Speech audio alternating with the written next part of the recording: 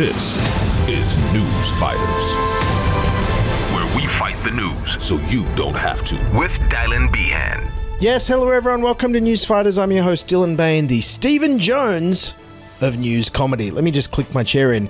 Now, for those of you who haven't been paying attention, it's budget night tonight. This is the 6th budget or mini budget I've covered over the last 115 episodes of Newsfighters, and I have to say, why do I do this to myself? It's currently 1 a.m. I'm recording this. I stay up all night making this stupid budget show. Why? Why do I do this? Why do I do this? Where's the budget payout for Wacky Clips podcasters? Where's that item line in the budget? Yeah, I mightn't be excited, but I'll tell you who was excited. The new Channel 9 chief political correspondent, Charles Croucher. Happy Budget Day! Happy Budget Day, Ali. We love it, don't we? Hey, stop stealing my sound effects, Charles Croucher.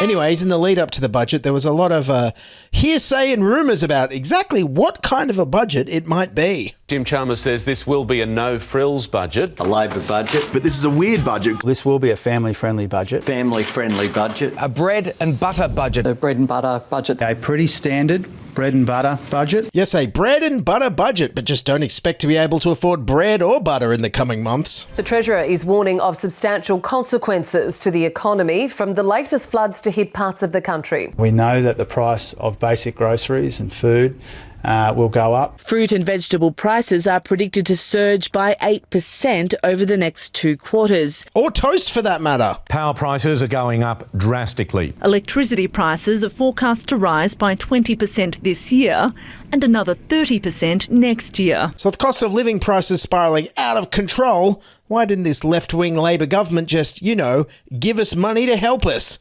Well, it turns out they'd rather fight inflation. If you go back to the cupboard and start handing out money, it's going to fuel inflation. That makes things harder again. We're not spraying money around because that would be counterproductive when it comes to our inflation challenge. We're in an inflationary hole and so we need to stop digging. To ensure that we don't add to the inflation dragon. Ooh, there's an inflation dragon. Is there any chance we can get it to breathe fire to heat up our homes or make electricity? Is there much meat on the inflation dragon? Is there any chance we could cook it and eat it? Yes, if you didn't know who that was new Assistant Treasurer Stephen Jones there. Yes, I've never heard of him either. Who also had this funny little soundbite in the lead up to the budget. A responsible, steady, staid budget tomorrow night. If commentators are looking for firecrackers and razzmatazz, they'll be disappointed. Typical of this Labor government, they find extra money for the ABC, but not extra money for razzmatazzes. Just doesn't have its priorities right. No, Stephen Jones was right, though. Just have a listen to Jim Chalmers' delivery as he gave his first ever budget speech on Tuesday night. And I think you'll find it really lacked razzmatazz. Speaker, we now confront the prospect of a third global downturn in a decade and a half. Australians know that a complex combination of challenges at home and abroad is pushing up the cost of living. Australians know that there are hard days to come and hard decisions to accompany them. And this budget makes hard decisions for hard times. Yes, coincidentally, Hard Decisions for Hard Times, also my least favourite Bob Dylan album. Jim Chalmers sounded so depressed there. It made me miss Treasurer Josh Frydenberg's overly optimistic and naively upbeat budget night delivery. Remember him?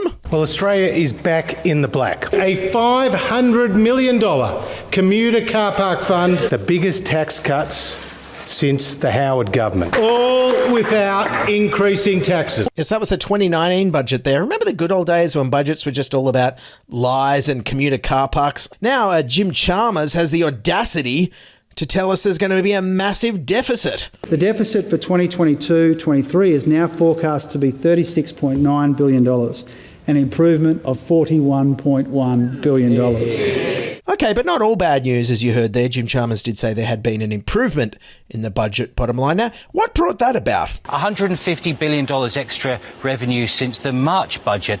That's because of the war in Ukraine and high commodity prices. To be clear, we're benefiting off the back of Putin's war on Ukraine. It is very welcome that we've got this near-term boost in revenue coming from higher commodity prices. Yes, breaking. Jim Chalmers loves war. How good is war? Says Jim Chalmers for the economic bottom line. Yeah, wartime. Yes, that's right. With tens of billions of dollars of extra money coming in, you'd think maybe a Labor government would like to, give us some to help with the cost of living. No. They'd rather pay down the debt. The Treasurer has decided to bank almost all that extra money, meaning compared with the March budget, net debt will be nearly $100 billion less in 4 years' time. But don't worry, it's not all going towards something stupid and frivolous like paying down the debt. Some of it's going towards increased welfare payments. As costs rise across the country tonight, confirmation some pensions and payments for job seekers are set for their biggest jump in 30 years to keep up with inflation. An extra $33 billion on pensions and payments, about a third of that is the age pension, another third of that is job seeker.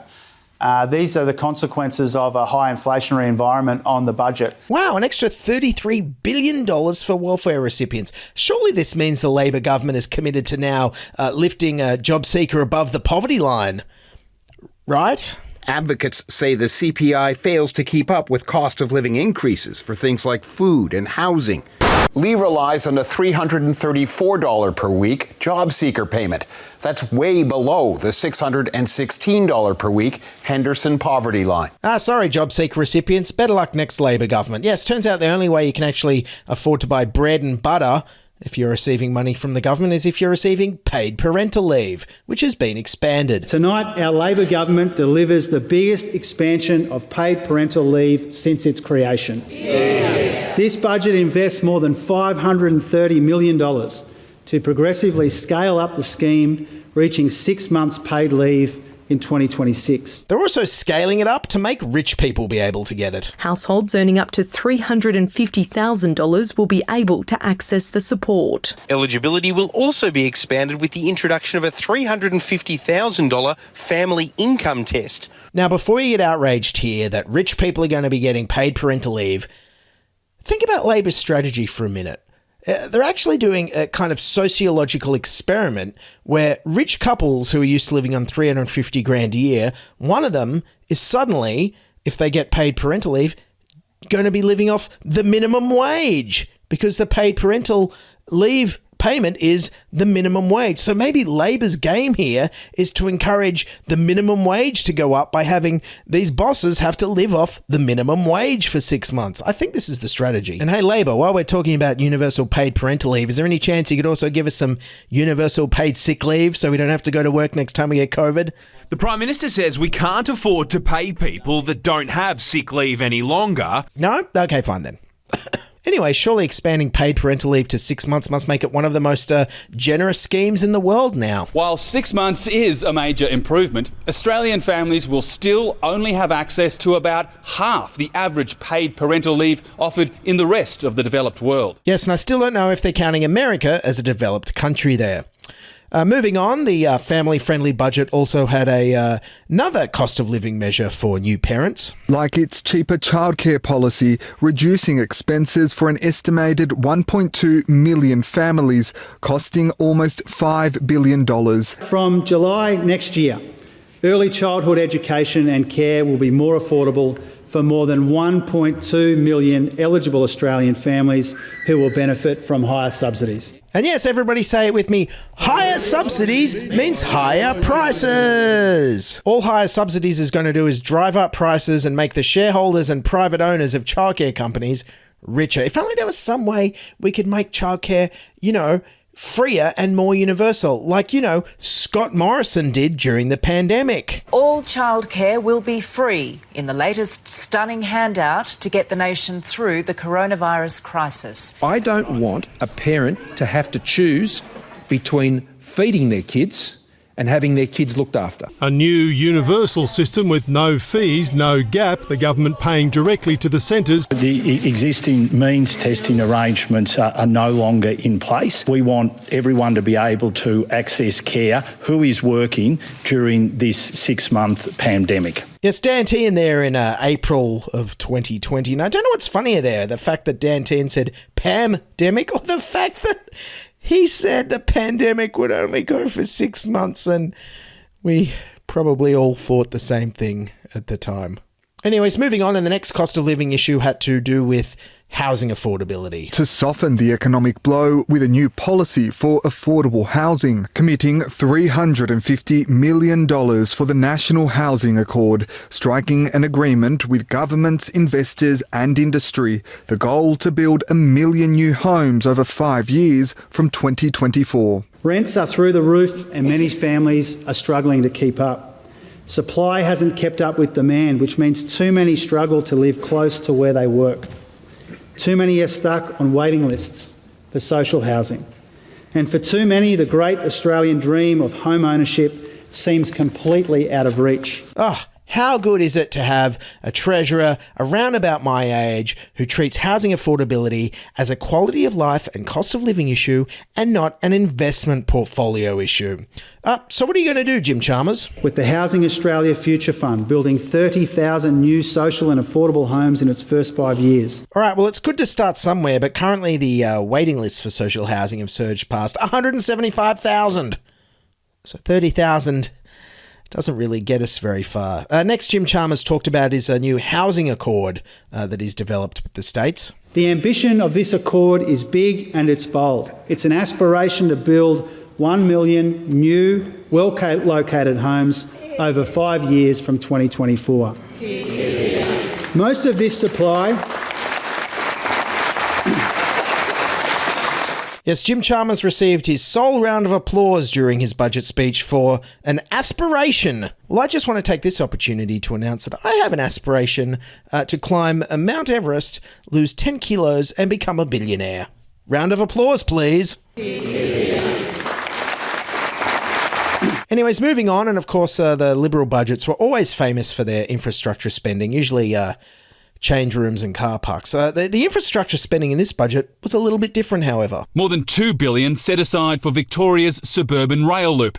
$1 billion for New South Wales, including high-speed rail between Sydney and Newcastle. Yes, that's right. Infrastructure spending for this thing called public transport. Of course, the Liberals were against it. The opposition claims it's politically motivated to help Victorian Premier Dan Andrews' re-election next month. The big ticket item, that $2.2 billion that's going to the suburban rail loop in Victoria, on Daniel Andrews' election wish list. But the $2.2 billion outer suburban rail loop in Melbourne, that's not responsible. Doesn't pass the cost-benefit analysis, not recommended by Infrastructure Australia, condemned by the Auditor-General in Victoria. These are not the sort of projects that make sense. They promised prior to the election that their spending would be quality spending, but this belies that. Of course you don't think it's quality spending, because the Liberals have never caught public transport since Malcolm Turnbull was Prime Minister.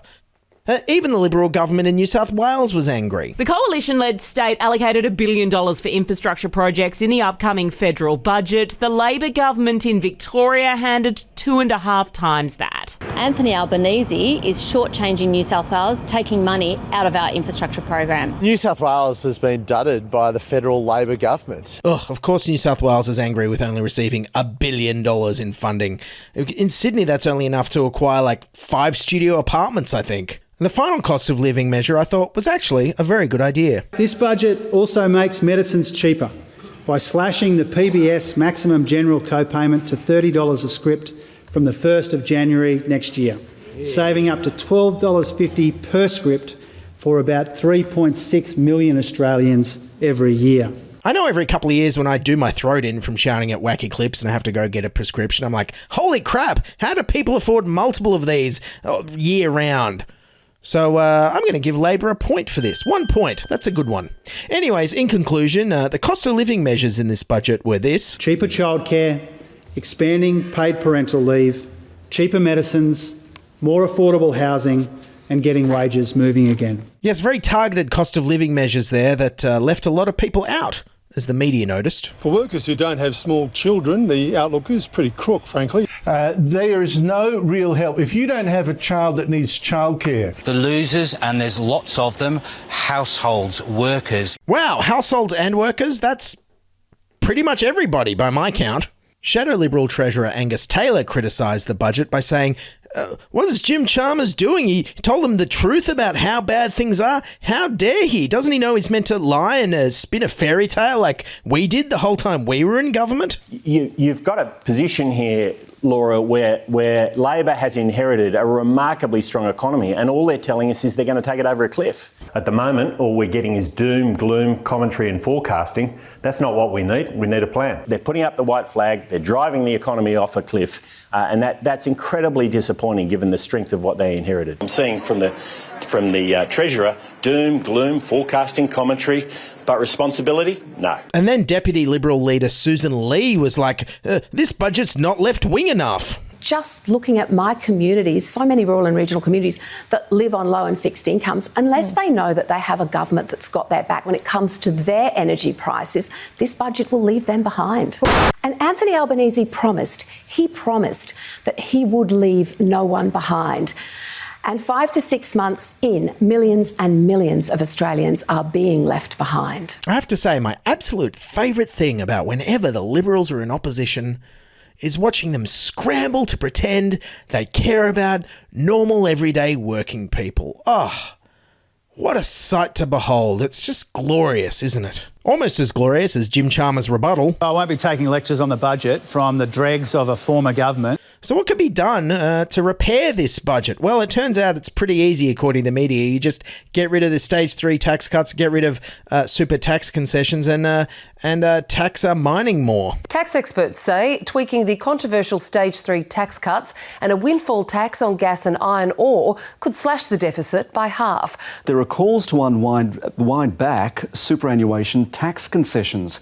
They've become so generous, they're on course to overtake the cost of the age pension by about 2040. Well, they could repair the entire budget with just a few little tweaks that would be unfair to rich people. Not on your life, says Labor. We have not changed our position on stage 3. I've always been a man of my word. There's no change to our policies.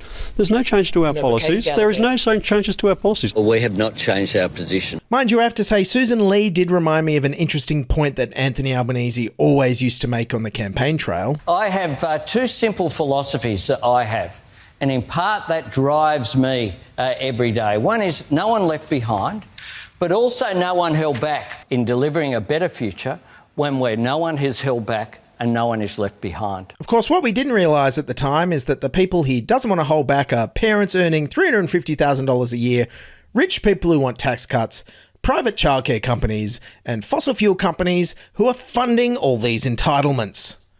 With tens of billions of dollars pouring in from mining companies, you think this government could at least afford a bit of firecrackers and razzmatazes, or at least give people doing it tough some bread and butter.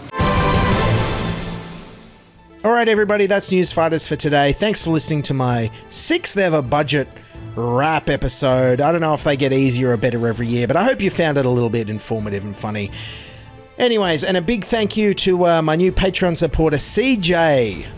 You should be like CJ and sign up to our Patreon at patreon.com/newsfighters, where we have a full bonus 22-minute September video bonus episode that's like a whole Newsfighters of all random funny clips. It's a great thing. It's all video. And also, coming out soon, I'm going to have the October bonus episode, which I think is going to be me talking about Rishi Sunak and the retirement of Brad Hazzard, the New South Wales Health Minister. I'm not going to say anything more, but tune into the bonus episode to hear me talking about that. And also coming up on the bonus episodes, I'm going to finally be releasing the original Newsfighters pilot episodes, never before released, that I recorded in January 2019.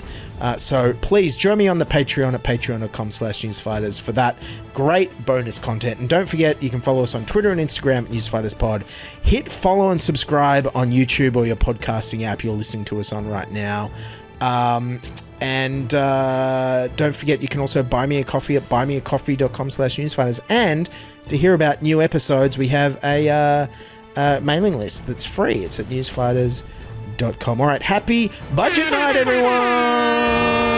This is Newsfighters, where we fight the news so you don't have to. During this 6-month pandemic,